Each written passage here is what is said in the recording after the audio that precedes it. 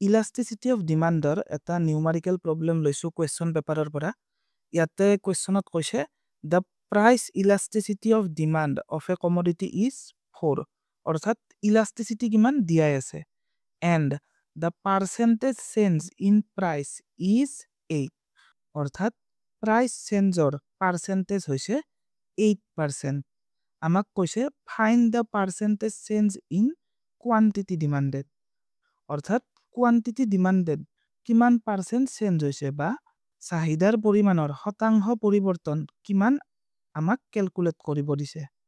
So এই প্ৰব্লেমটো solve কৰিলে প্ৰথমতে আমি প্ৰাইচ ইলাষ্টিচিটি অফ ডিমাণ্ডৰ ফৰ্মুলাটো লিখি ল'ব লাগিব যে price elasticity of demand is equal to percentage change in quantity demanded divided by percentage change in price, অৰ্থাৎ চাহিদাৰ পৰিমাণৰ শতাংশ পৰিৱৰ্তন divided by দৰৰ শতাংশ পৰিৱৰ্তন।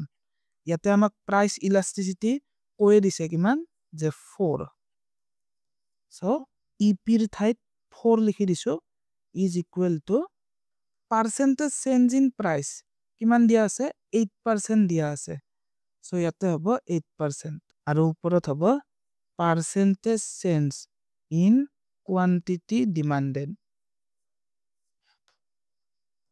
ইয়াক এইফালে আনা 8 into 4 কিমান 32 is equal to percentage change in quantity demanded। ইয়াতে পাৰ্চেণ্টেজ চিম্বলটো দি দিলে হ'ল। সো 32% এইটো হৈছে আমাৰ ৰিকুৱাৰ্ড আনসাৰ।